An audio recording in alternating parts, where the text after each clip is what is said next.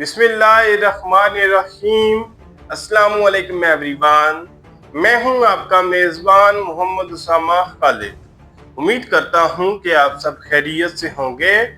मोहम्मद फतेहलाल सुल्तान की episode number 77 release हो चुकी है और उसके साथ ही एपिसोड नंबर 78 का पहला ट्रेलर भी आ चुका है और आज की वीडियो में हम उसी ट्रेलर पे बात करेंगे कि उस ट्रेलर में नई एपिसोड के हवाले से क्या चीजें दिखाई जा रही हैं। और लास्ट एपिसोड में सुल्तान महमद खान वलाचिया की जानब रवाना हुए और उनको रास्ते में किस तरह की मुश्किलात का सामना करना पड़ा, ये चीजें हमें दिखाई गई।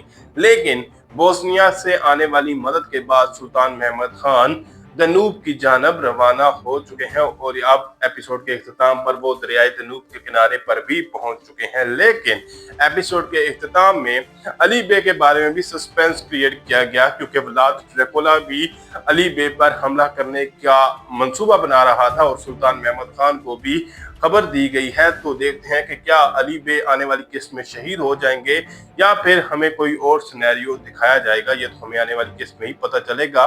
तो बढ़ते हैं इस ट्रेलर की जानब और देखते हैं कि इसमें आने वाली किस्त के हवाले से क्या चीजें दिखाई जा रही हैं। Karşıya geçmek için kayıplar yapacağız.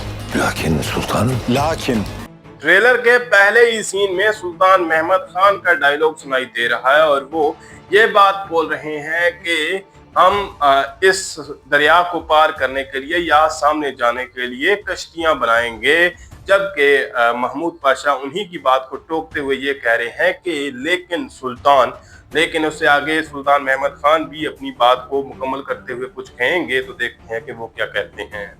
evvela Bali Bey Evrenesoğlu'nu bulması gerek. तो यहाँ पर सुल्तान महमद खान का डायलॉग सुनाई दे रहा है और वो ये बात बोल रहे हैं कि सबसे पहले यही चीज जरूरी है कि बाली बे जो है वो एवरानोस ओलो अली बे को ढूंढ कर लाए। अब एवरानोस ओलो अली बे की सुल्तान महमद खान के सामने क्या अहमियत है ये मुझे आपको बताने की जरूरत नहीं है। और अगर अली बे शहीद होते हैं तो उस पर सुल्तान महमद खान का क्या रिएक्शन होगा, ये हमें आने वाली किस्त में ही देखने को मिलेगा। Biz ne yapacağız? İki ihtimal var. Ya bütün askerlerimizi इस सीन में हम पैदरी का डायलॉग सुन सकते हैं जो कि व्लाद ड्रैकुला से ये बात पूछ रहा है कि हम क्या करेंगे। यानी कि वो उससे व्लाद ड्रैकुला का मतलब मंसूबा पूछ रहा है कि हम सुल्तान महमद खान का सामना कैसे करेंगे। और व्लाद ड्रैकुला ये बात बोल रहा है कि दो इम्कान है या दो किस्म के इम्कानात हैं। एक तो ये है कि हम अपने तमाम जो सिपाही हैं, तो देखते हैं कि वो इससे आगे क्या बात बोलेगा। Zemliçe'ye yiyeceğiz ya da Tuna'nın en dar olduğu yere. यहाँ पर व्लाद ड्रैकुला दोनों इम्कानात के बारे में बात कर रहा है कि या तो हम अपने तमाम सिपाही जिमनिया जो इलाका है उस पर सारे तैनात करेंगे और या फिर ये है कि जो दरियाए दनूब का सबसे तंग रास्ता है वहां पर रखेंगे, क्योंकि सुल्तान महमद खान इन्हीं दो रास्तों में से हो सकता है कोई चूज करें जो कि व्लाद ड्रैकुला का अंदाजा होगा। तो देखते हैं कि इससे आगे हमें क्या चीज दिखाई जाती है। Vlad şeytanın ta kendisi. इस सीन में हम पोप का डायलॉग सुन सकते हैं और वो ये बात बोल रहा है कि व्लाद जो है वो खुद एक शैतान है और इस बात में कोई शक नहीं है। ये आप लास्ट एपिसोड में देख चुके हैं कि किस तरह से उसने गांव में जाकर लोगों को मारा और वहां पर आग भी लगा दी। लेकिन ये व्लाद ड्रैकुला का एक ऐसा स्टेप है या एक ऐसा अमल है जिससे वो चाहता था कि जो सल्तनत उस्मानिया की फौज आ रही है वो खौफ से वापस चली जाए। Evrenesoğlu Ali Bey'in delilleri bunlar. Ne dersin beyim? Yoksa Evrenesoğlu यहाँ पर हम शामिल बे का डायलॉग सुन सकते हैं और वो ये बात बोल रहे हैं कि ये एवरानोस ओलो अली बे के दलीलार यानी कि उनके सिपाही हैं।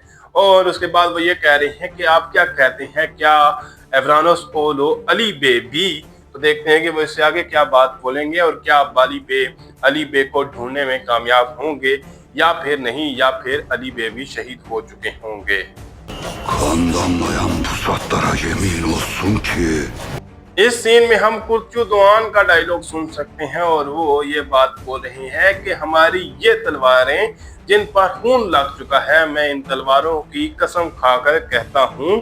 तो देखते हैं कि वो इससे आगे क्या बात बोलेंगे। जबकि उसके साथ साथ हम यहाँ पर जानी सारी सिपाहियों की कब्रें भी देख सकते हैं और यहाँ पर कुछ सिपाही शहीद भी हो चुके हैं। तो देखते हैं कि ये कैसे शहीद हुए होंगे।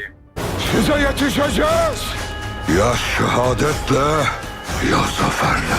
कुर्तुदवान अपनी बात को मुकम्मल करते हुए ये कह रहे हैं कि हम आप तक जरूर पहुंचेंगे, यानी कि जितने भी सिपाही शहीद हुए हैं हम आप लोगों तक जरूर पहुंचेंगे, या फिर शहीद होकर हम आपके पास आएंगे या फिर फतह के साथ। मतलब कि जो खून आपने इन जमीनों के लिए बहाया है, या तो हम इस जगह को फतह करेंगे या फिर हम शहीद होकर आपके पास आ जाएंगे। Her yakın yol emniyetli değildir.